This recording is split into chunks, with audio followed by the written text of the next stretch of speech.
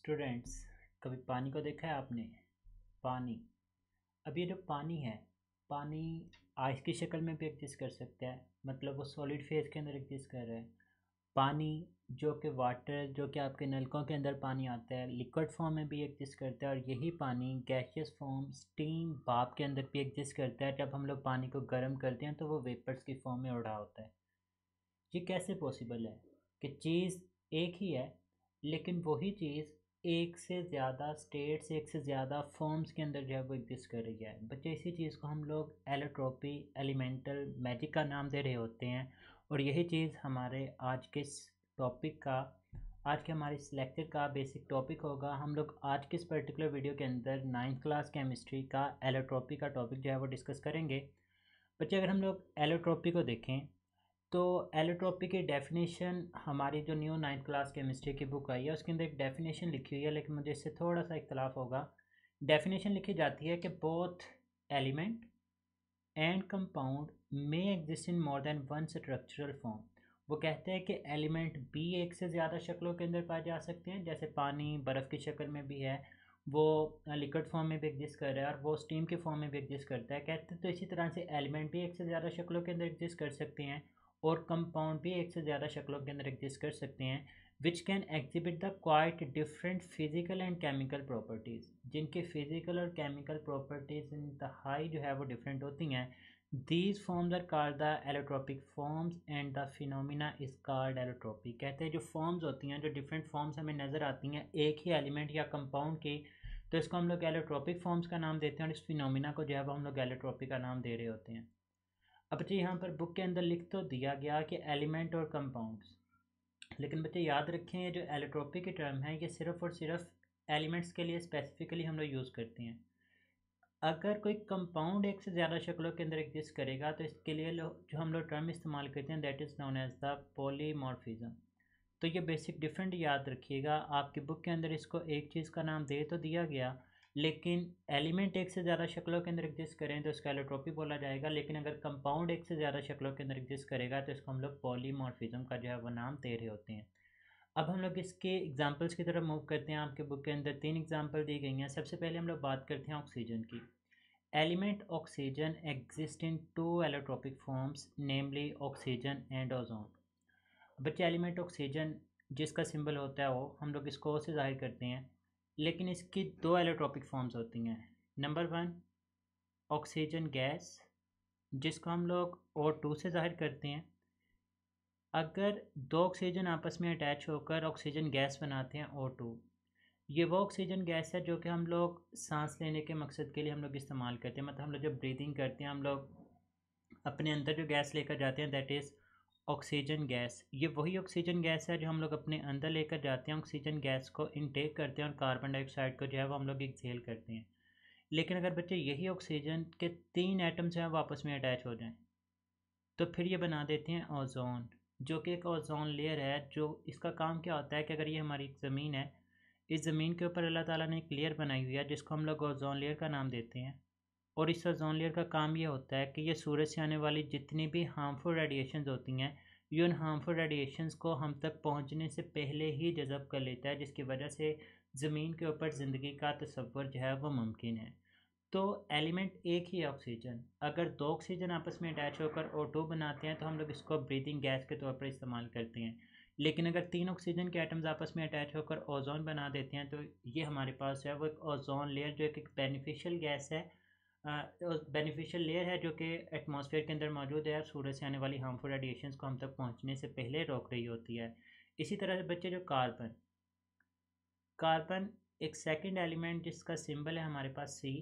It exist in 3 main allotropic forms. The first one is diamond, the second one is graphite and the third one is Buckminster fullerene, या इसको simply हम लोग बकी balls के नाम से भी जानते हैं। तो अगर आपसे ये MCQs पूछा जाता है कि कार्बन के कितनी एलोट्रोपिक फॉर्म्स एग्जिस्ट करती हैं तो 3 हैं। ये शॉर्ट क्वेश्चन भी आ सकता है। तो 3 एलोट्रोपिक फॉर्म्स हैं, डायमंड है, ग्रेफाइट है और तीसरी हमारे पास है वो बकी बॉल। सब तीनों के बारे में वो थोड़ी थोड़ी इन्फॉर्मेशन आप लोगों को लिख के देता है कि डायमंड जो हीरा होता है, it has a giant macromolecular structure. बच्चे, डायमंड जो कि एक बहुत ही हार्ड स्ट्रक्चर है, ये सारे का सारा कार्बन के ऊपर ही मुश्तमिल होता है। अगर हम लोग इसके स्ट्रक्चर को बिल्कुल ही माइक्रोस्कोपिक लेवल के ऊपर देखते हैं तो हम लोग ये बात करते हैं जी कि हमारे पास इसके अंदर कार्बन मौजूद होता है और एक कार्बन जो है वो आगे 4 बॉन्ड्स बना रहा होता है। अब हर एक कार्बन जो है वो आगे फर्दर अपने 4 बॉन्ड्स जो है वो पूरे कर रहा होता है। तो इस तरह से एक ह्यूज स्ट्रक्चर जो है वो हमें डायमंड के केस में देखने को मिलता है। और जो डायमंड जो है ये बहुत ही एक हार्ड स्ट्रक्चर होता है। ये एक मैक्रो मॉलिक्यूल है जिसका मेल्टिंग पॉइंट भी बहुत ही ज़्यादा होता है। अब कार्बन एक तो ये डायमंड की फॉर्म में एग्जिस्ट कर सकते हैं और दूसरा कार्बन जो है it can exist in the form of graphite. और ग्रेफाइट जो है it has the layered structure of hexagonal rings of carbon. ये इस तरह से हेक्सागोनल रिंग्स की फॉर्म में जो है वो एग्जिस्ट करता है।